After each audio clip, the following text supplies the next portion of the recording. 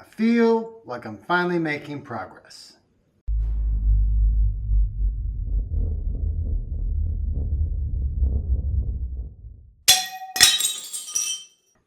Hey folks, welcome back. So we've got a few things to cover.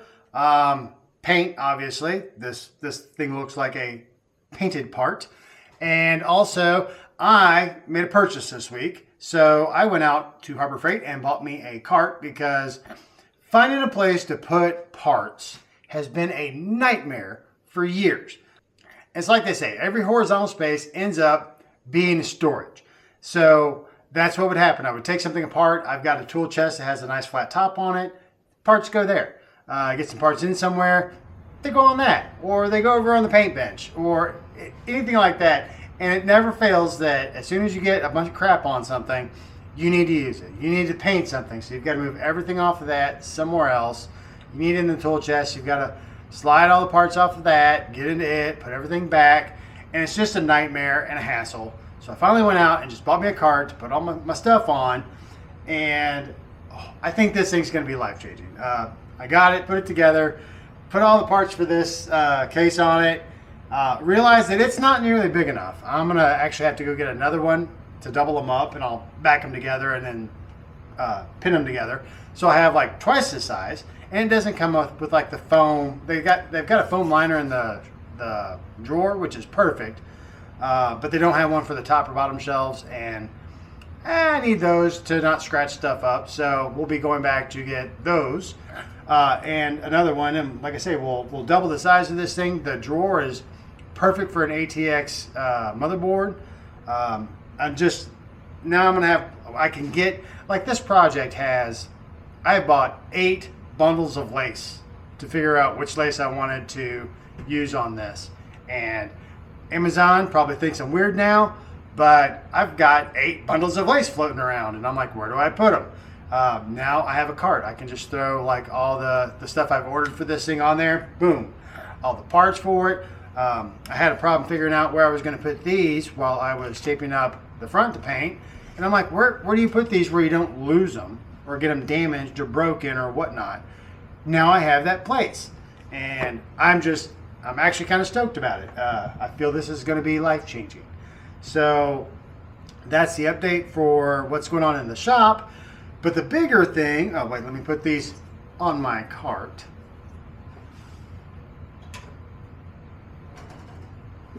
Can't lose them there. And then I can roll that thing off in the distance and not have it around here. I can put a cover over it to keep everything from getting dusty. This is just so nice. But the other big thing is, obviously, you see that the backside of the case is sitting here, and it has orange candy paint on it. It came out great, and I didn't have I actually cleaned it before I painted it, and it worked great.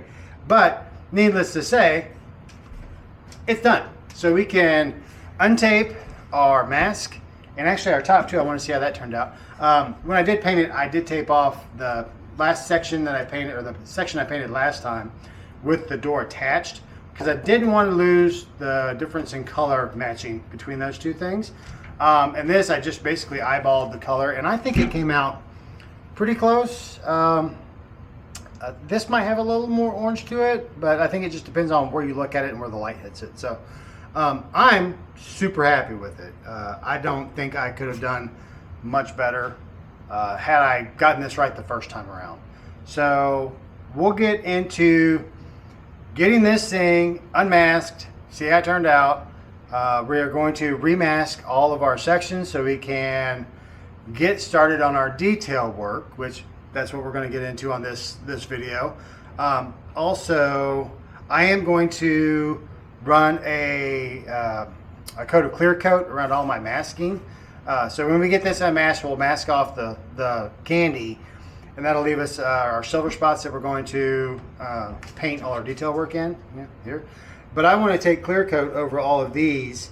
So I'm not building up a lot of paint on the inside of these, but I don't want to risk having anything bleed underneath. And the clear coat you gotta wait for it to dry, but it's a real easy thing to have some insurance that I'm not gonna have to go back and fix it. So we'll do that. We'll see how the rest of this stuff turned out. I do want to do a little bit of change. Well, I got to figure out my taping on this door a little bit. And then I've got stencils in, so I can start doing the stencils on the door, the fan pattern on the back. I've got the lace for this thing. I think it's going to be awesome. When I get this unmasked and kind of figured out, I'll grab that and we'll look at it. Probably not everybody's flavor. I think it's cool as shit. So let's fucking get into it.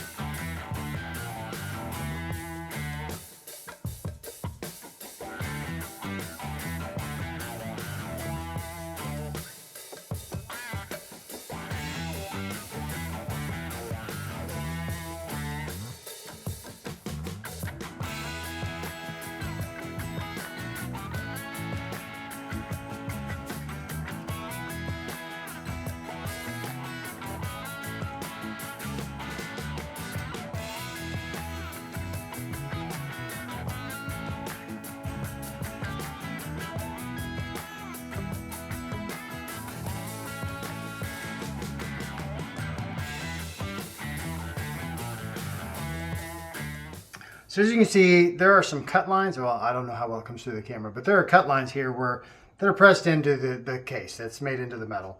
And they go and they wrap around and they kind of line up with the handles.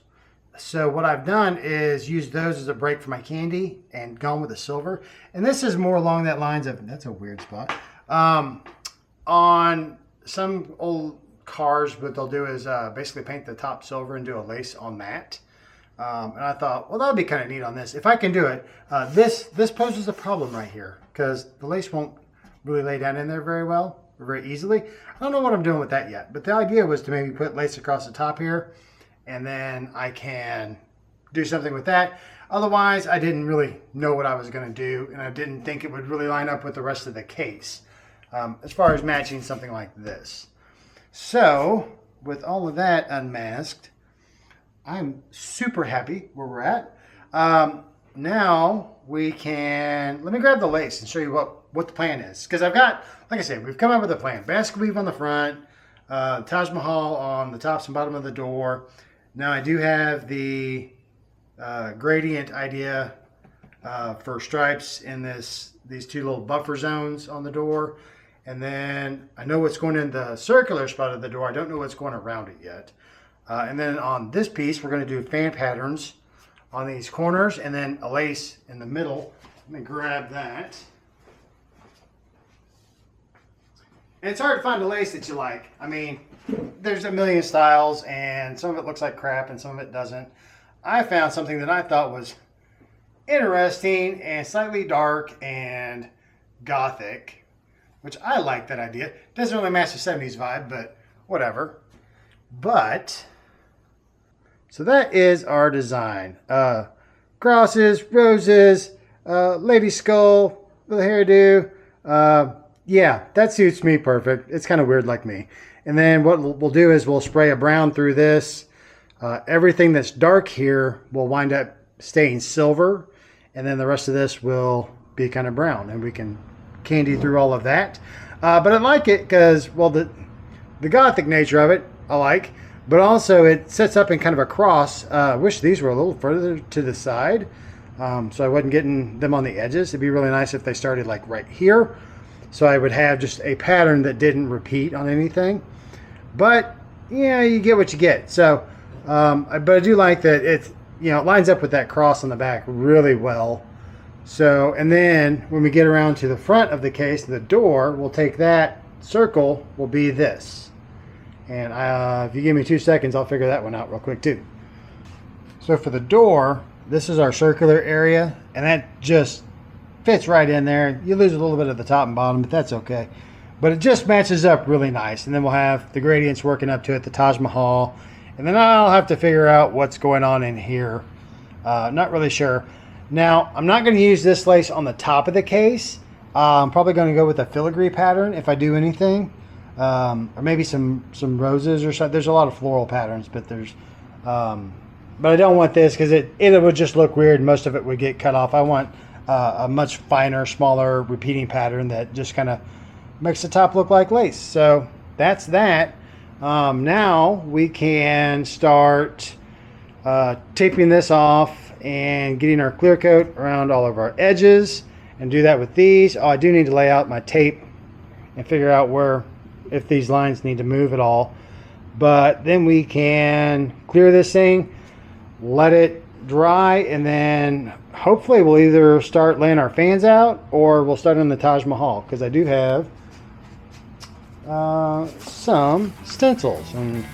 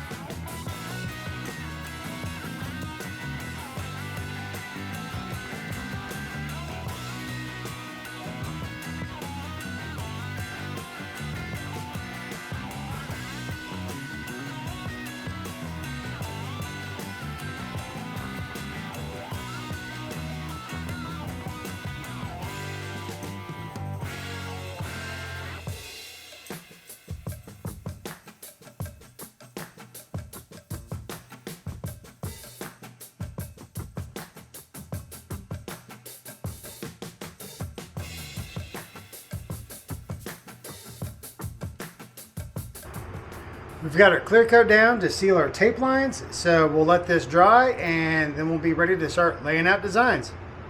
All right, so it's the next day. Our clear has cured out, and now it's time for our designs. So the idea for this is to go with a 70s color scheme. What in my head is a 70s color scheme, and that's the oranges, reds, and yellows and stuff, and browns and all that jazz. So for our shading and our designs, we're going to be using a metallic dark brown from the Wicked line.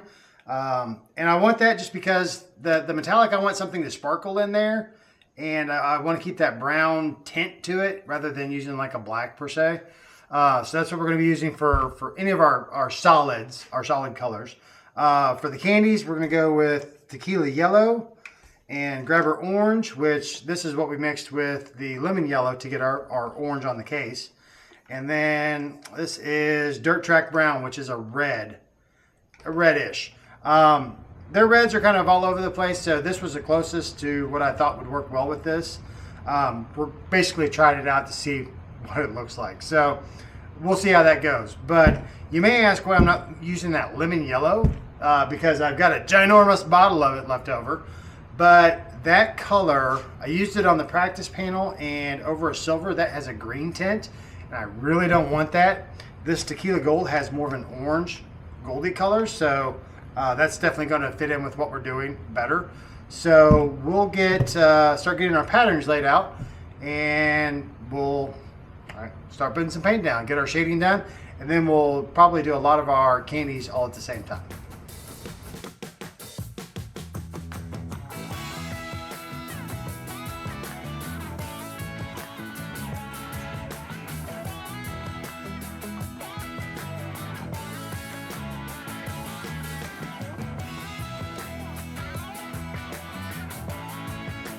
Well, I totally forgot to hit record on that one.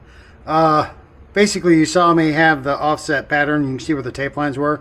And basically, I just painted across them with leaving a gap. And what we're going to do is we're going to come back, we'll put tape on those lines that are already painted. And then we'll shift our paint lines over so they'll be offset. And that should give us our basket weave. But yeah, sorry, I totally forgot to record that. I mean, it was boring, but still. All right, so while that's drying, we're going to lay out our fan patterns.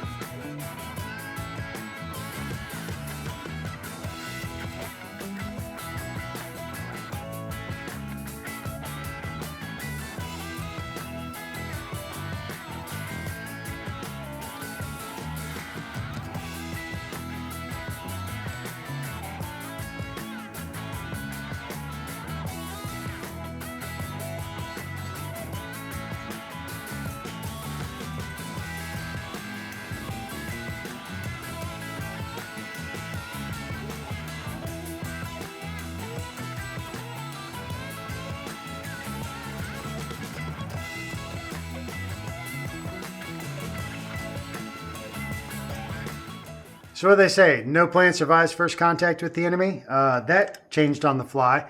Apparently my protractor is not very good at making 15-degree angles. So when I laid it out, that last 15 degrees seemed way too big. And I don't really have anything other than that to measure with. So I just broke out the trusty compass and dusted off the 35-year-old knowledge of bisecting angles and broke these down into a 45 and a 22 on each side, 22 and a half. Got to make sure it's right. And that works. I was hoping for 5. 5 seemed like a good number that wasn't too busy, but they were good sized.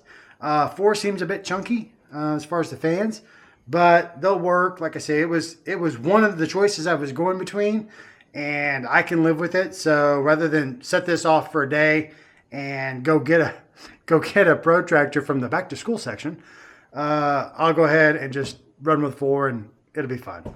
So I changed my mind and thought, man, with such a small pattern coming out of that airbrush, those big chunks are going to be mostly just color and not really a gradient. So I went ahead and bisected all those angles again, and that gives me like 8 fans or something. That ought to be pretty good. It'll give me some gradient through these.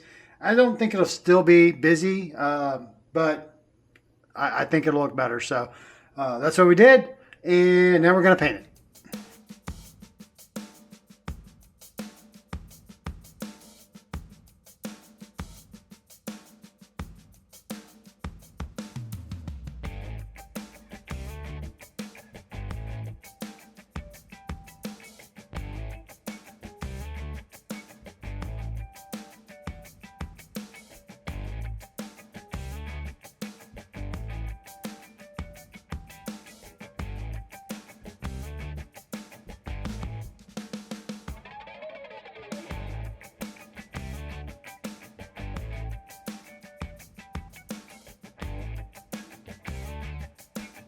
Well, that took a second, but the fans are done. I might have been a little heavy-handed on the brown. We'll have to see how that turns out. I think it'll be okay. But now we're going to go back to our basket weave. It's had time to cure. We'll tape back over what we painted, offset our stripes, and paint those. And then once we pull that tape off, we'll be able to go around to our shading around the edge, and this piece will be done as well, except for the candy, obviously. But let's go ahead and get into that.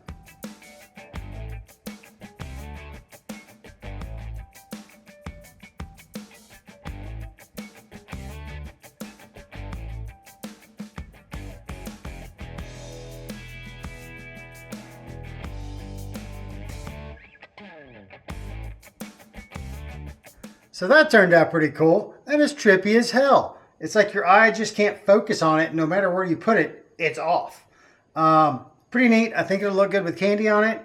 This is ready for candy. The fans are ready for candy. But I'm going to save that until I get all the shading done. That way I'm not mixing up multiple batches and just tossing them when I'm done with them at the end of the day or something. So try to save some of the paint. What's left is the lace on the back panel and then the door. And I think I'll get to that next time. This is a pretty good start. Very happy with it, how this has gone so far. So next time we'll do the door and some lace. And I guess until then, take care of yourselves and get out there and mod something.